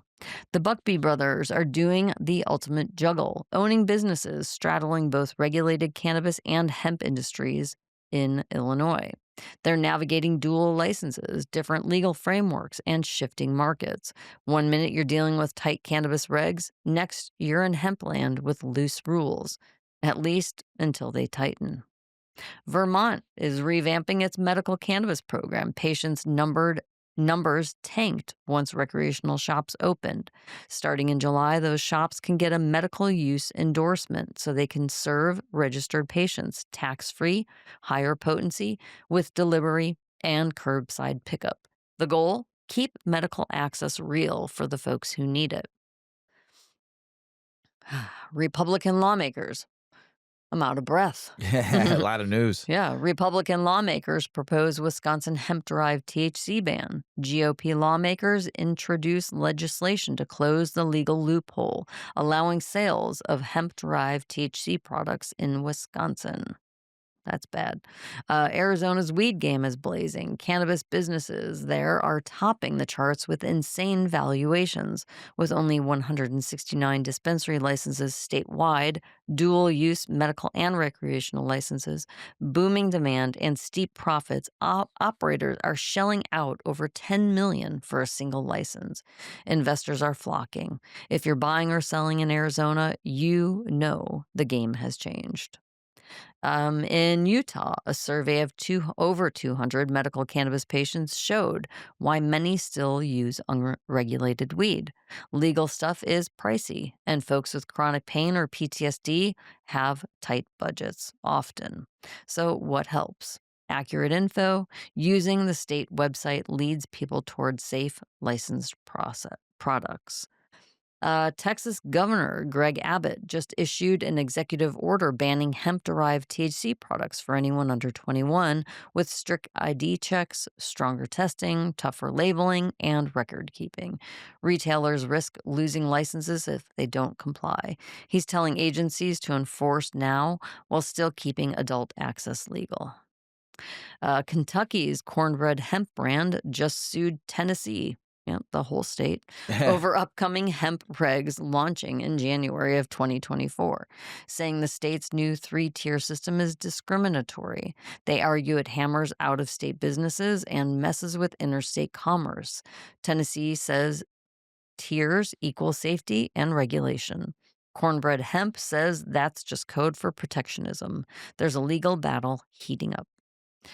Sarah Carter, Trump's pick for drug czar, told the Senate that they're still weighing all options of rescheduling marijuana, scheduling at a less restrictive slot under the Controlled Substances Act. She called the issue bipartisan, leaning hard on letting research and data guide what comes next. So we'll see where that leads. Back to you, Mr. Weedman. Thank you. With some more political state and business news. Steve Creech, 21, allegedly attacked an Arby's employee Ooh. with a rock Oh, in nice. Kettering after accusing her of stealing his blunt, his roach. Over weed? Over weed. What's wrong with that The guy? victim was left bleeding and traumatized. Stevie faces felonious assault charges. A dude, Garen Rankin, 26, is charged with menacing. The things escalated fast over a roach. Must have been a wild night. Delaware is loosening up. Yes. The state now lets cannabis business license holders transfer their permits between its three counties. That means your business is stuck in restrictive Sussex. You might bounce to Kent, Newcastle. Commissioner Sanderland says it's about flexibility, requests from licensees, and balancing regulations with opportunity. Big win for the folks that are trying to make these licenses actually usable. Colorado just fined and banned the makers of Midnight Drops, 1906 brand, a cannabis sleep aid tied to liver damage. They knew since 2020 people were getting hurt, but kept selling. The settlement was $400,000 fine plus cease operations in Colorado. Oof. Violated and another $600,000 could drop. Product pulled, trust shaken. Wow. California Governor Gavin Newsom just signed an AB 564 rolling back the 25% excise tax hike on legal cannabis starting October 1st. The tax dropped from 19% back down to 15% and stays there through at least 2028. The move aims to save legal shops, keep prices fair, and beat back the untaxed black market. All about fairness. A GOP congressman said, yep, marijuana law is a trace of racism, but claims reform folks have gone too far with criminal justice changes. He supports fixes, but thinks some of the proposals overshoot. Talking, sentencing, record expungements, etc. The debate heating up. How much reform is enough, and what does it break from justice into chaos? A GOP congressman said, right read that. Veterans Group Last Prisoner Project and Balanced Veterans Network launched a campaign to push Republican lawmakers to support cannabis reform. They'll spotlight vets jailed for weed and advocates so service-related trauma can be treated using medical cannabis. It's about freedom, fairness, and giving vets real options and respect, not cages. To everyone out there, respect your veterans and join the fight. Cannabis policy is getting a glow up thanks to data. Greenstead says clean, reliable reports from states, stuff on licensing, taxes, social equity, and supply are helping lawmakers build smart, fair systems. Without that info, markets suffer. Oversupply, overpriced buds, unfair access. Data equals power for policies that actually work and keep the industry real. And that is political state and business news, everybody. Okay. Now, Mrs. Weedman is going to tell us, let me ask you a question. Go Okay. for it. Yep. Are you loyal to the brand or the product? Mm-mm. You're a smart shopper. You yell at me I'm because I'm a brand person. I'm not a I'm a product product shopper. per I'm a little bit of both.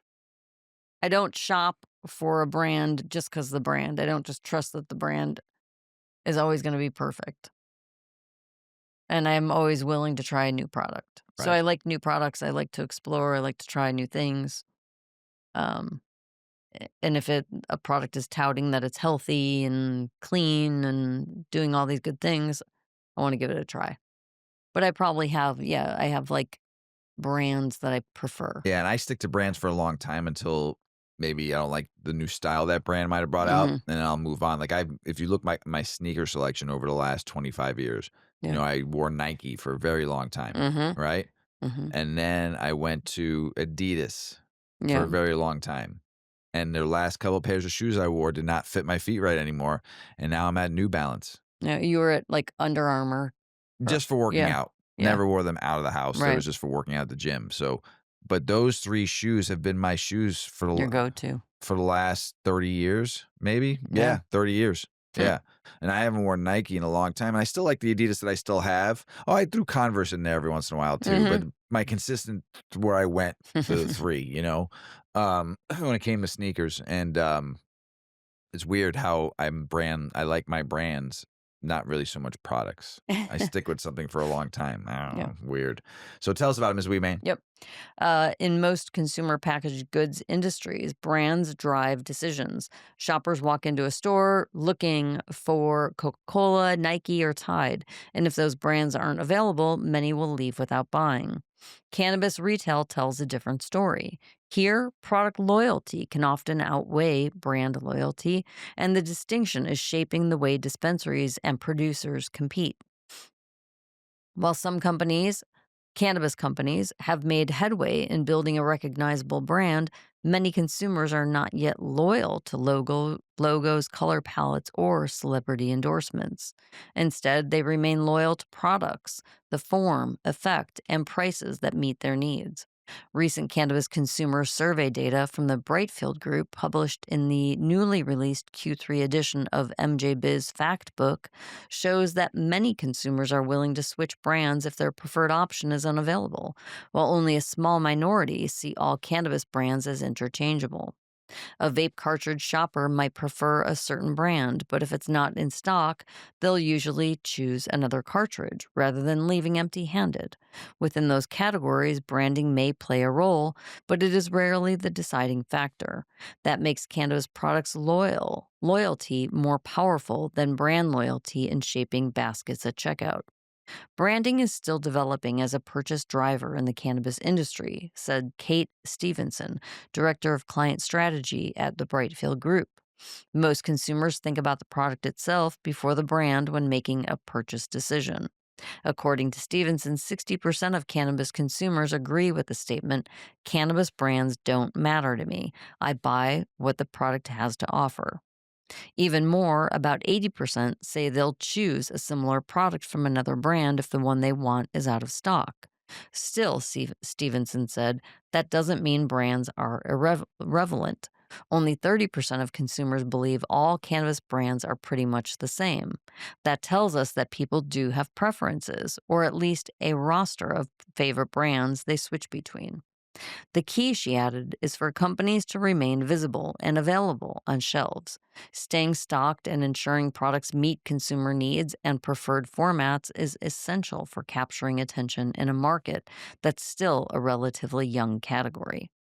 Green Dot Labs has focused its cannabis business in markets where branding is both permitted and central to consumer choice. The Boulder, Colorado based company has built its reputation in states such as Colorado and now Arizona, which allow consumer packaged good companies to market directly to shoppers. We've intentionally focused on operating in free market territories like Colorado and Arizona, where true competition can thrive and where branding is not just allowed, but essential to connecting with discerning consumers, said Alana Malone, co founder and CEO of Green Dot Labs. Malone said the company has avoided markets that restrict branding, including Canada, Connecticut, and Florida, because such rules prevent companies from showcasing the breadth of their product offerings. She added that over time, Green Dot Labs has built consumer trust around its quality standards, regardless of how brand focused individual markets might be. Green Dot Labs has carved out a niche in cannabis by catering to premium consumers, a segment that Malone says is often underserved. While many cannabis markets are dominated by bulk grade flower and mid tier products, she argues that discerning buyers are looking for higher standards. Serving this segment of the cannabis community isn't for the faint of heart, but it is what we came here to do, and we've been tireless in our pursuit to maintain relevance and connection with this audience, Malone said. She noted that the company's branding helps bring in new customers with design, navigation, and storytelling, but she emphasized that lasting loyalty depends on the quality of the product itself, not just flashy packaging.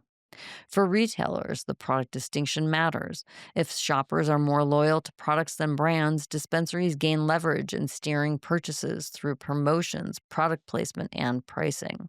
Stocking the right mix of formats like flour, pre rolls, edibles, beverages, vapes becomes more important than catering to any single brand.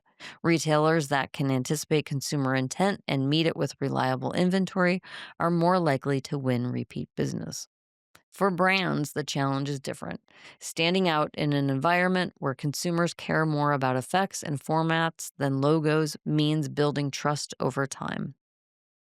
That might come through consistency and potency and quality, innovative new products, or aligning with consumer values such as sustainability or local production. Companies that succeed in carving out brand loyalty are often those that pair strong product delivery with storytelling that resonates beyond the shelf. At the end of the day, it's dealing with people, said Chicago born and bred musician, entrepreneur, actor, and philanthropist Vic Menza. Dealing with people and creating things, that's difficult. That requires a lot of tact, he said. The balance between brand and product loyalty is likely to evolve as the industry matures. Just as craft beer eventually built both strong product categories and recognizable brand identities, cannabis may move in the same direction. For now, though, product loyalty dominates the retail floor. Consumers are buying experiences, not just names, and retailers who recognize this dynamic will be best positioned to guide the next phase of cannabis retail growth, where product and brand loyalty merge. As markets stabilize, brands will have more room to invest in marketing, packaging, and engagement. Differentiated experiences will begin to shape how shoppers choose not only what product to buy, but which brand to trust. Over time, this could shift cannabis retail closer to traditional consumer industries, where product categories anchor decisions, but strong brands command premium shelf space and long term consumer allegiance. There you go. There you go. Hmm. Interesting stuff. Yep. International news, tariffs from India just doubled from 25% to 50%, and that's spicing up the price of pre-rolls. Most cones come from India, Indonesia, and China, so bigger tariffs equal supply chain chaos. Expect longer lead times, higher costs, maybe even skimpier flower quality. Pre-roll brands are scrabbling the stockpile and shift suppliers. Bottom line, your next joint might cost a little more. For the first time ever, UNESCO Monte Cult Conference will spotlight cannabis in its cultural policy agenda, marking 100 years since the international prohibition. Civil society groups like FAT, FAAT, and the Cannabis Embassy will argue that cannabis culture, heritage, and traditional practices deserve recognition globally. This isn't just about weed. It's a big step toward reframing how the world views the plant. The Haudenosaunee Confederacy says the cannabis in 6 nations is exploiting vulnerable people and disrespecting culture. They oppose the industry's expansion, raising serious oversight issues with the local cannabis commission created by the 6 nations elected brand admin. They say it's eroding cultural values and putting profit over people. The Chiefs Council wants sovereignty and tradition preserved. A new international study across 20 countries show when medical marijuana sales go live, tobacco and amphetamines use drops. That Oh, suggests tobacco even?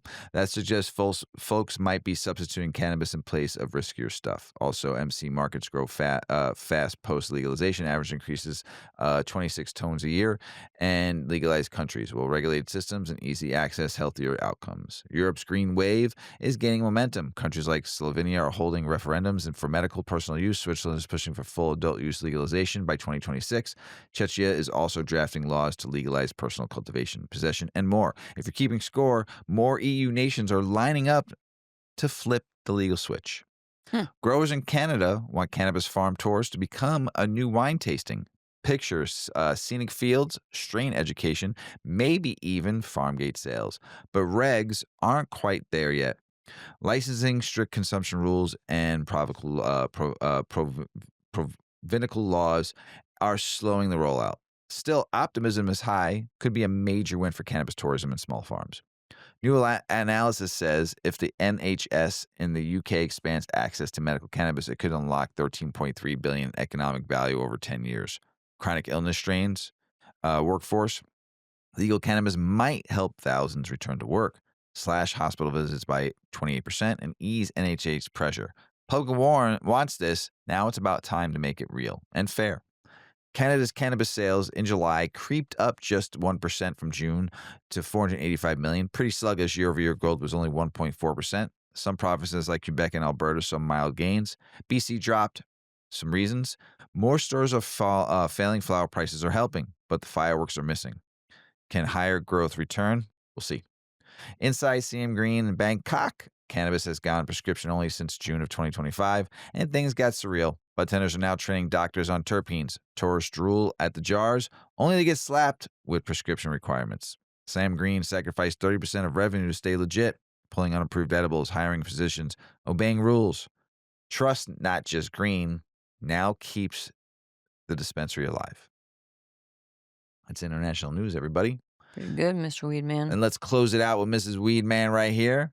She's going to tell you a little bit when cannabis brands blur into youth culture, regulators notice. Lessons from the tobacco's past. Tell us about it, Mrs. Weedman. Remember when we were growing up? And, well, maybe not. I didn't grow up in the 60s, 50s, and 60s when TV first came out.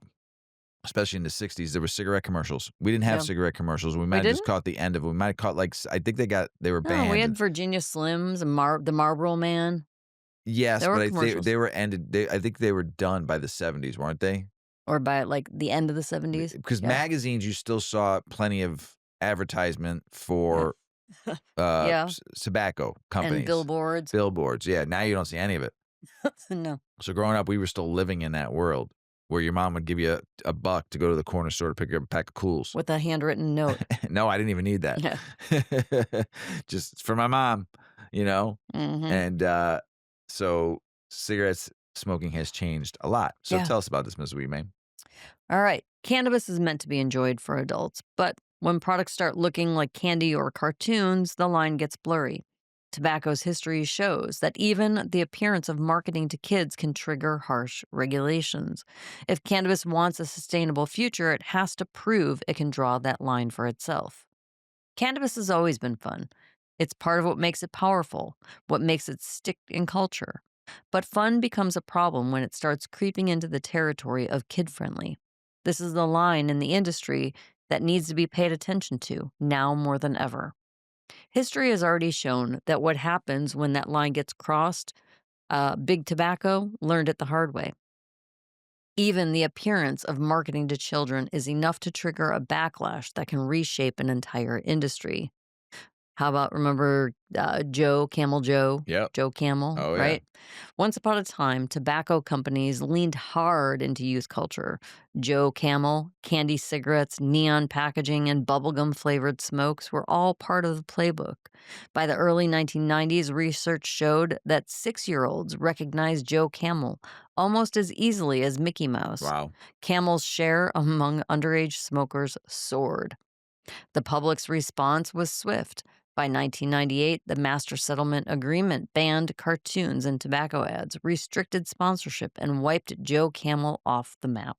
The lesson was clear. Once the public believes you are targeting kids, you do not just lose credibility, you lose control over your own marketing future. Yep. Cannabis candy problem. Today, echoes of that playbook are showing up again. In 2023, the FTC and the FDA issued joint warning letters after finding THC edibles packaged to mimic Skittles, Oreos, Nerd Ropes, Doritos, and Cheetos. Regulators deemed the practice reckless and illegal, since children could easily mistake these products for ordinary snacks. In California, a 2025 state audit found that more than half of the reviewed cannabis products had packaging likely attractive to children. Designs included colorful fonts, cartoon mascots, and labels that mimicked cereal and cookies. These incidents are not about strangers handing out weed candy on Halloween. That myth has been debunked year after year. The real risk, one that does occur from time to time, is more ordinary. A toddler at home finding a bag of gummies that actually looks like treats that they already know and love. Flavors, fonts, lifestyle crossovers, packaging is just part of the story. Visit a legal dispensary and you will see products with candy like flavors and bright, playful labels. As Columbia University epidemiologist Catherine Keyes noted, if you go through a cannabis dispensary right now, it's almost absurd how youth oriented a lot of the packaging and products are. On the other hand, the lifestyle layer adds another wrinkle. Some cannabis brands have leaned into culture so thoroughly that their logos appear on streetwear, music videos, and even kids' clothing lines. Whatever the intent, the optics are tricky.